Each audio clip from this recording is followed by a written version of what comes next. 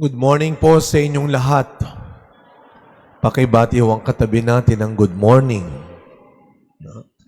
Yesterday, August 22, aside from the Queenship of Mary, we had our monthly devotion to Saint Charbel, and we were all surprised, no?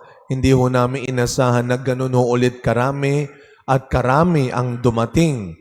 If you remember, March 1, the first Mass of the Pilgrim Relic of Saint Charbel in our church, ang estimated crowd ng police according sa report ay 4,000. At sa mga sumunod na buwan, marami rin. Pero kahapon mukhang yung next to the 4,000. Because according to the report ng aking mga kasama, based on the oil that we have distributed, kahapon no ay humigit kumulang 3,200 ang naipamigay. Kaya hanggang dulo ang mga tao.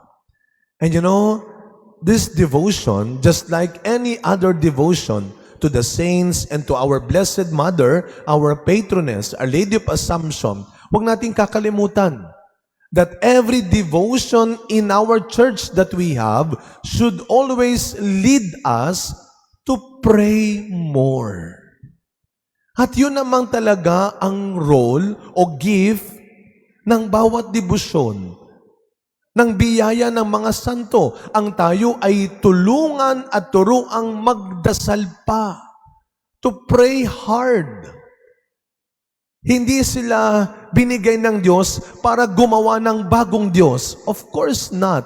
And it's not.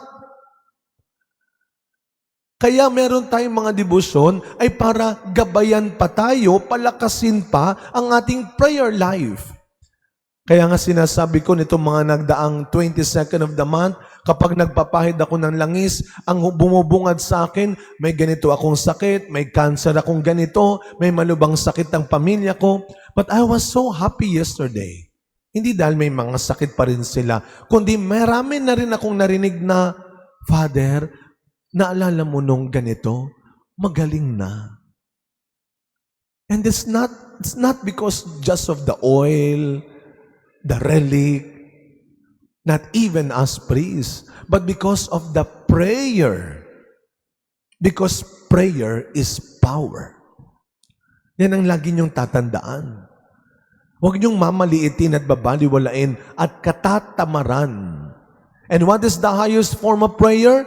The Eucharist. Ang banal na misa, ang pinakamataas na antas ng pananalangin. Kaya lagi kong sinasabi, huwag mong hahanapan ng oras ang pagsisimba. Bigyan mo ng oras ang pagsisimba. Lalo na kapag tayo ay marami ng iniinda sa buhay, the more you should pray. Parang wala naman nangyayari, Father. Hindi naman ikaw kasi ang gagawa. Ang Diyos ang gagawa. Ang Diyos ang magbibigay. Kaya, our prayer life should always be the top priority in our life. Huwag mong pagdadamutan ng oras ang pagdarasal. Kapangyarihan ang panalangin. And speaking of kapangyarihan, isa pang kapangyarihan ang binigay ni Kristo through the Apostle Peter. Sa gospel nating narinig ngayon, binigyan ni Kristo ng kapangyarihan si Pedro. At ano ang kapangyarihang tinanggap ni Pedro at ng mga alagad? Hindi kagad yung magpagaling ng may sakit, gumawa ng himala. Anong kapangyarihan ang meron sa ebanghelyong narinig natin? The power to profess our faith. When Jesus asked His disciples, who do people say that I am? Sino daw ako, sabi ng mga tao? Yung iba ang sabi, kayo daw po si Juan, si Elias, si Jeremias. But Simon stood up and said, you are the Christ, the Son of the living God. Alam nyo, isa ho yun sa kapangyarihang madalas hindi natin magamit. Pero meron ka. And what is that power? To profess the truth. Yun ang kapangyarihang madalas hindi natin ginagamit. Ang kapangyarihan nating magsabi ng totoo. Ang kapangyarihan nating magsabi ng maganda sa ibang tao.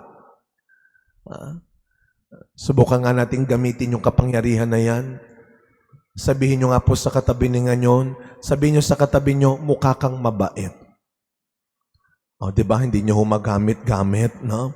Hindi nyo humasabi-sabi. Sige nga, sabihin nyo sa katabi nyo, mukha kang mabait.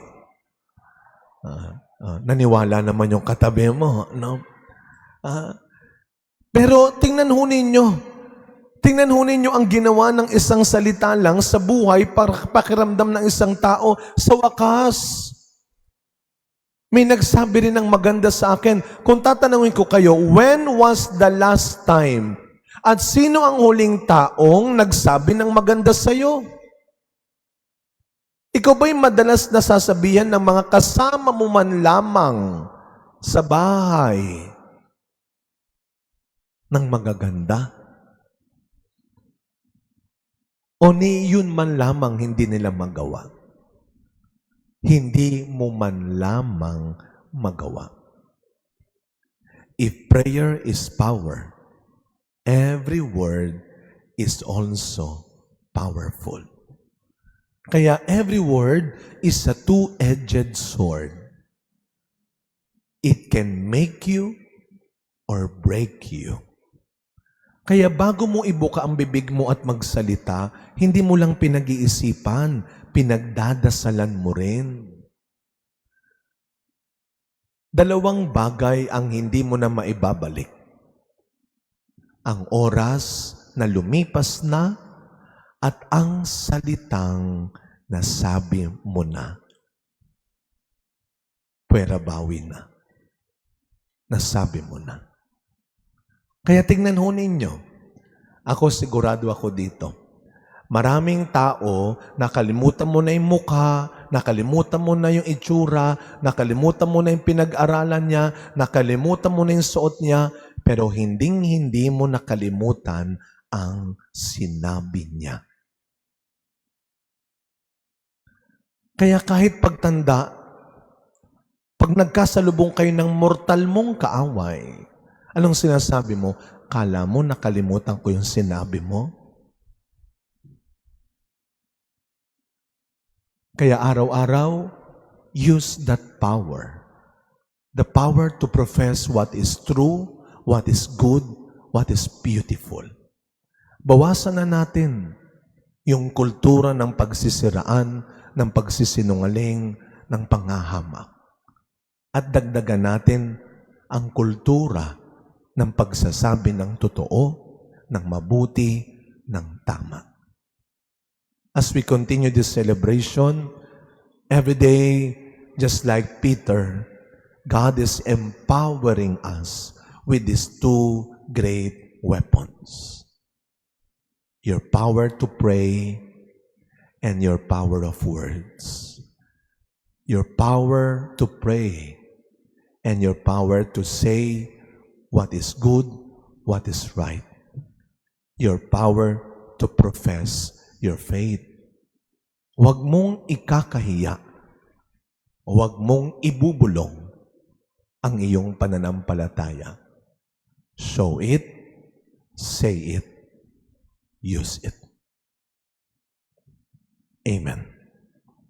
We all stand now and together we profess our faith. I believe